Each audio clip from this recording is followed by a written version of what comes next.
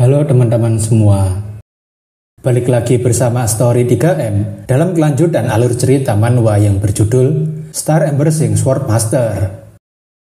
Baiklah, langsung saja kita masuk ke dalam alur ceritanya.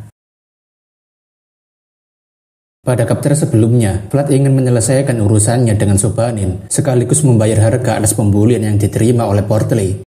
Vlad awalnya tak mengira jika Sobanin akan memanggil seluruh anggota gengnya untuk melawan dirinya. Namun tentu saja, Vlad akan dengan senang hati menjadikan mereka sebagai samsak hidup untuk mengukur kemampuannya.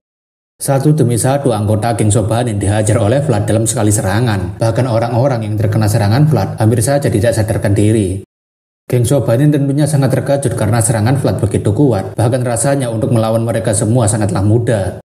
Vlad dengan brutalnya menghajar geng Sobanin tanpa ragu-ragu, seperti dia sedang menikmati sebuah pembantaian. Terlebih geng Sobanin mencoba untuk mengepung Vlad, tapi itu malah membuat pergerakan Vlad makin gesit dan tidak mudah untuk ditangkap. Sobanin yang gemetaran tentunya terkejut karena Vlad sangat berbeda sewaktu bertarung dengannya. Bahkan Sobanin rasa ini tidak masuk akal, sebab Vlad 2 bulan yang lalu masih belum bisa mengayunkan pedangnya dengan benar. Karena ketakutan, Sobanin si pengecut tentunya mengancam gengnya agar tidak mencoba untuk melarikan diri, sebab dirinya pasti akan membunuh siapapun yang berani menolak perintahnya. Tentu saja, si pengecut yang bersembunyi paling belakang adalah incaran yang paling mantap bagi Vlad. Terlebih kemampuan Sobanin pastinya paling buruk di antara mereka semua, karena dia hanya letong kosong nyaring bunyinya.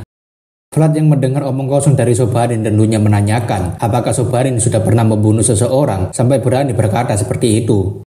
Sobanin yang kepanikan tentunya dengan cepat langsung mengangkat pedangnya sambil mengatakan apa maksud perkataan Vlad tadi. Sobanin kemudian mengayunkan pedangnya, namun Vlad dengan mudahnya menghindari serangan itu, sebab Vlad sudah memiliki pengalaman sebelum menjadi vassal, terlebih dia sudah pernah bertarung dan membunuh seseorang. Vlad masih mengingat saat-saat dirinya melakukan ekspedisi, di mana dirinya hanya fokus untuk mengayunkan pedangnya dengan sekuat tenaga dibandingkan efisiensi.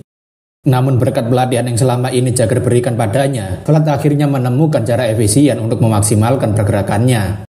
Pria misterius yang melihat perkembangan Vlad tentunya sangat senang karena latihan Vlad dengan Jagger akhirnya membuahkan hasil. Bahkan pria misterius ingin agar Vlad mengecoh pergerakan Sobanin agar celahnya makin terbuka lebar. Sobanin benar-benar kewalahan untuk menghadapi serangan Vlad yang tiada henti dan membuatnya beberapa kali hampir saja tidak bisa memblokir serangannya. Ketika Sobanin sedang mengumpat dasar brengsek pada Vlad, Sobanin langsung membuka celah bagi Vlad dan membuatnya harus merasakan tamparan dari pedangnya Vlad. Vlad sekarang benar-benar paham bagaimana caranya untuk membuat celah dari pergerakannya sendiri pada lawan, beserta membuat jarak antara dirinya dengan lawannya hingga membuat lawan kesulitan untuk mendekat. Terlebih saat ini, Vlad benar-benar sudah menguasai alur pertarungan dengan Sobanin, sebab apa yang diajarkan kedua gurunya bisa melengkapi satu sama lain hingga Sobanin tidak sadar jika pergerakannya sudah diatur oleh Vlad.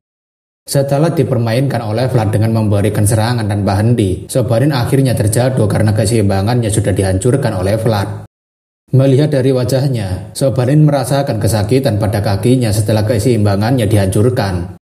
Namun tentu saja, Vlad yang sudah berniat menghajar Raja Pengecut tidak akan berhenti hanya karena Sobanin menangis kesakitan, sebab Vlad sudah sangat kesal pada para pengecut yang sok jago. Hari ini juga, kita melihat bagaimana Raja Pengecut menangis ketika melihat Vlad akan segera menusukkan pedangnya padanya. Bagi para netizen, silahkan katakan mampus pada orang yang satu ini.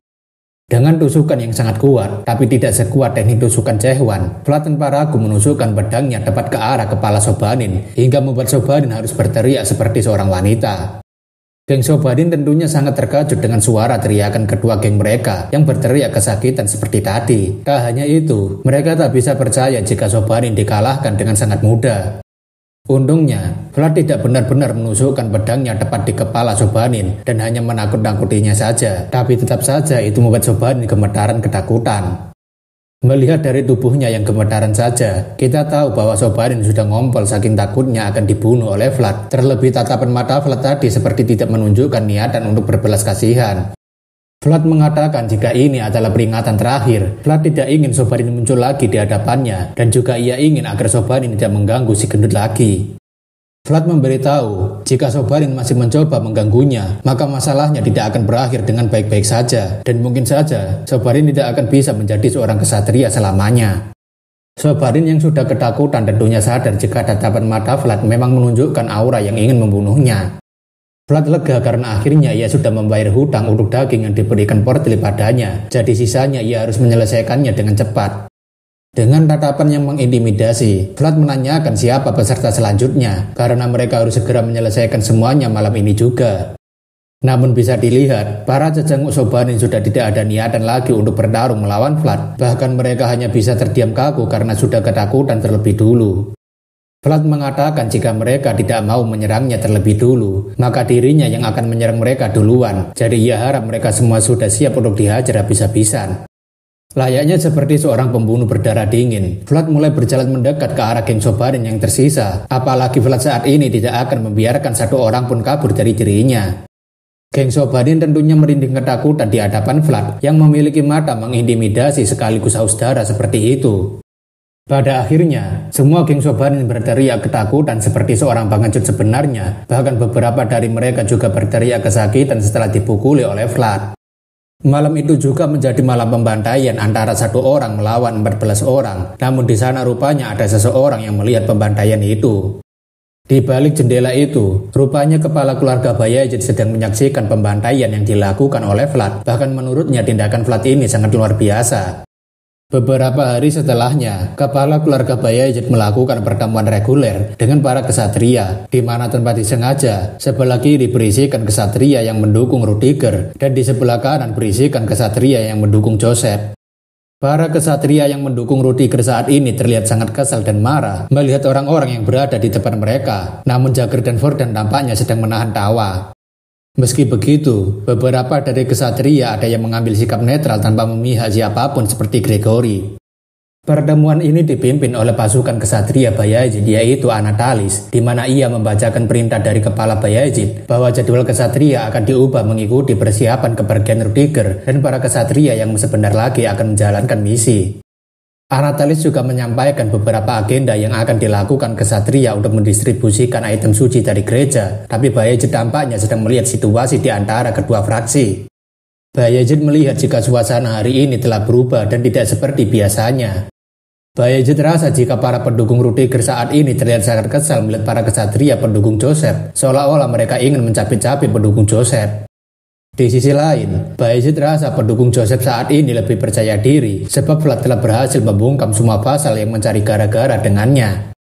Bayezid berpikir jika hal seperti ini sangat wajar sebab selama ini kesatria yang berada di pihak Joseph selalu diremehkan dan direndahkan. Jagger yang merasa seperti diperhatikan tentunya melihat ke arah kepala keluarga Bayezid karena mungkin saja Kon Bayezid sedang ingin memberikan pesan. Melihat dari wajah Kon Bayezid yang tersenyum, Jagger jadinya berpikir apa yang sedang Yang Mulia pikirkan dan ia jadinya curiga dengan apa yang akan direncanakannya. Setelah beberapa pengumuman yang disampaikan dalam pertemuan, Anatalis mempersilahkan semua kesatria untuk kembali dan memeriksa sekali lagi tugas mereka kali ini. Salah satu pendukung Rudiger menyindir Jagger jika dia membawa anjing ganas yang bahkan tidak tahu siapa yang harusnya digigit. Bahkan kesatria itu sampai menyinggung latar belakang Flat yang menjadi vasalnya itu. Jagger tentunya tidak suka berdebat dengan orang-orang kolot seperti mereka dan hanya membalas perkataan mereka dengan senyuman. Atau bisa diartikan, Jagger senang melihat wajah kesal mereka saat ini. Para kesatria itu tentunya makin kesal melihat wajah Jagger yang tersenyum bahagia, padahal mereka selalu menyombongkan kekuatan vasal yang mereka latih. Para kesatria itu akhirnya memilih untuk pergi daripada memperpanjang masalah, dan kesatria lainnya setuju karena rupanya insiden tersebut adalah ulah dari vasal yang diangkat oleh Jagger. Gregory yang mendengar percakapan mereka sebentar tentunya jadi tertawa senang karena orang-orang itu akhirnya menunjukkan ekspresi marah dan terhina. Jagger menanyakan apa maksudnya dan Gregory mengatakan agar Jagger tidak perlu pura-pura bodoh sebab para kesatria dan juga pelayan di keluarga Bayezid sudah mendengarkan ceritanya. Gregory sendiri hampir tak percaya jika Flat sampai membuat kegaduhan seperti itu. Bahkan pengawas latihan saja mengatakan jika mereka tidak bisa mengatasi Flat karena dia tidak seperti anak biasanya. Jagger berkata ia sendiri tidak menyangka jika Flat akan menyebabkan kegaduhan yang merepotkan seperti itu. Tapi sebenarnya Jagger sudah menebak kekacauan seperti apa yang akan dibuat olehnya. Gregory berterima kasih pada Jagger sebab Flat telah menuntaskan tugasnya. Jadi sekarang adalah gilirannya untuk membantu Jagger sesuai janjinya. Bahkan dirinya tidak keberatan membantunya melakukan tugas sulit ataupun melelahkan. Jagger berterima kasih atas tawarannya, tetapi ia akan memikirkannya kembali apakah ia memerlukan bantuannya atau tidak, karena sekarang ini masih ada sesuatu yang harus ia lakukan dengan tuan muda Joseph. Dalam hatinya, Jagger merasa sangat bangga pada Vlad karena ia merasa tidak sia-sia telah mengajarinya selama ini, jadi harusnya Vlad menunjukkan kemampuannya seperti itu. Berpindah ke sebuah ruangan yang mungkin adalah kamar milik Joseph, Jagger menanyakan apakah Count Bayezid sendiri yang mengirimkan armor beserta dengan peralatan ini. Joseph mengiyakan jika ayahnya mengirimkan hadiah ini untuk Vlad, dan Jagger sendiri jadinya cukup terkejut karena hadiah yang diberikan Count Bayezid sangatlah berharga. Varden setuju dengan hal itu karena hadiah yang diberikan terlalu bagus untuk seorang vasal yang belum menjadi seorang ksatria. Jagger tak menyangka Count Bayezid akan menghadiahi Vlad dengan armor yang terbuat dari orc. Terlebih itu adalah kulit dari Grey Orc, dan Joseph membenarkan jika ini sangat bagus. Grey Orc sendiri hanya bisa ditemukan di wilayah utara. Terlebih armor yang dibuat menggunakan kulit Grey Orc menandakan jika dia adalah seorang Northern Warrior.